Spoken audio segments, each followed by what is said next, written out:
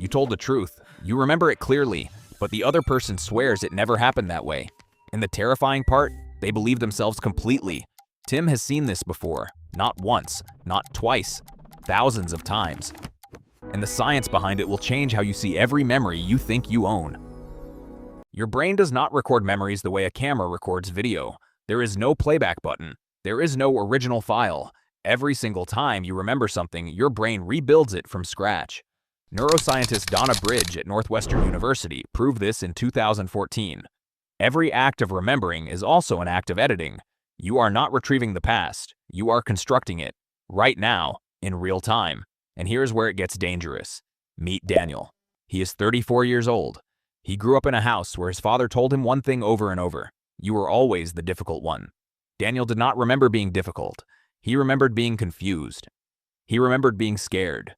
But his father said it so many times with such certainty, with such calm conviction that Daniel's brain did something it was never supposed to do. It started replacing his actual memories with the version his father repeated. Not because Daniel was weak, not because he was broken, because his brain was working exactly as designed. Here is what Tim needs you to understand. Repetition is the master key to false memory formation.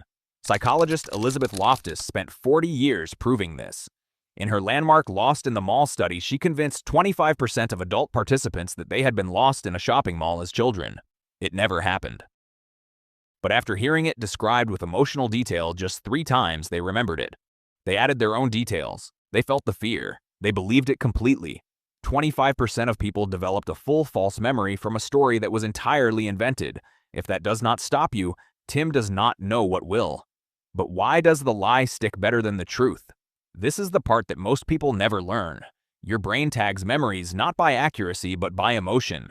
Dr. James McGaugh at UC Irvine showed that emotional arousal triggers the release of norepinephrine in the amygdala. That chemical signal tells your brain this moment matters, lock it in, make it strong. And here is the brutal truth. Lies are almost always delivered with more emotion than the truth. The person lying to you raises their voice or drops it to a whisper. They lean in close or they pull back wounded. They make their eyes wide or they let tears form. Every one of those signals floods your amygdala with norepinephrine. Every one of those signals tells your brain, this is important, remember this. And so you do. You remember the lie more vividly, more emotionally, more permanently than the quiet, ordinary truth that came before it. Tim wants you to pause here. Think about one memory you have been certain about for years. A fight, an argument, a moment someone hurt you or you hurt them. How many times have you replayed it? Because that is the second mechanism, and it is just as dangerous. Every time you replay a memory, you expose it to contamination. Dr. Karim Nader at McGill University discovered that memories become physically unstable the moment you retrieve them. He called this process reconsolidation. When a memory is open, it can be rewritten. Every replay is a rewrite. Every replay is a chance for new information, new emotion, new context to permanently alter what you think happened. Back to Daniel. At 29, he started therapy. His therapist asked him to describe his earliest memory. He described being difficult. He described breaking things. He described his father having to restrain him. His therapist asked for one specific detail. What were you wearing? Daniel went silent. He could not see it. He could not feel the fabric. He could not smell the room. The memory had no texture, no sensory depth. It was smooth, like a story he had been told rather than a life he had lived. That is the fingerprint of a false memory. It is vivid in outline, but empty at the center. Now Tim needs to ask you something. Are the memories you are most certain about yours, or are they the version someone else repeated to you until your brain adopted them? Research published in the journal Memory in 2019 by Harleen Hain and colleagues found that socially shared retellings of events significantly alter individual memory accuracy. When the people around you agree on a version of what happened, your brain treats that consensus as evidence. It updates its own record to match the group. Your memory bends toward agreement without your permission, without your awareness, without your consent.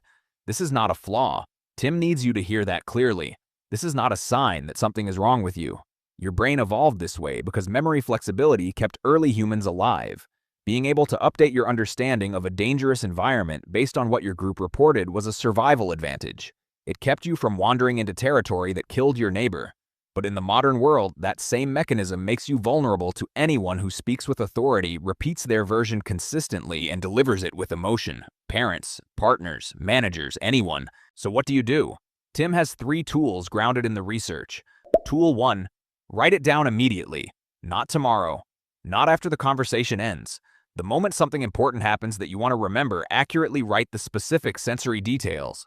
What you saw, what you heard, what you smelled, what your body felt. Dr. Loftus's research confirms that contemporaneous written records are dramatically more resistant to post-event contamination than memory alone. A written record does not reconsolidate. It does not bend toward consensus. It stays. Tool 2. Audit the emotion. When a memory feels unusually vivid, unusually certain, unusually charged, ask yourself one question.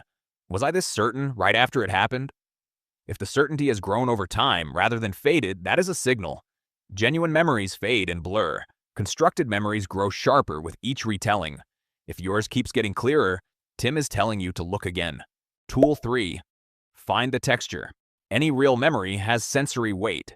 If you close your eyes and try to feel the carpet under your feet, smell the air in the room, hear the background noise, and there is nothing there, just a clean narrative, just a clear story, without a body, you are likely holding a memory that was built for you rather than lived by you. Daniel is okay now. He spent 2 years in therapy. He rebuilt a relationship with himself based on what he actually knew versus what he had been told. He said one thing in a session that Tim has never forgotten. I thought I was remembering my childhood. I was remembering my father's version of it. They were not the same thing.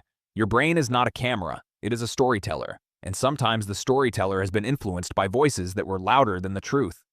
Tim cannot go back and fix what has already been written, but you can learn to read your own memories with new eyes.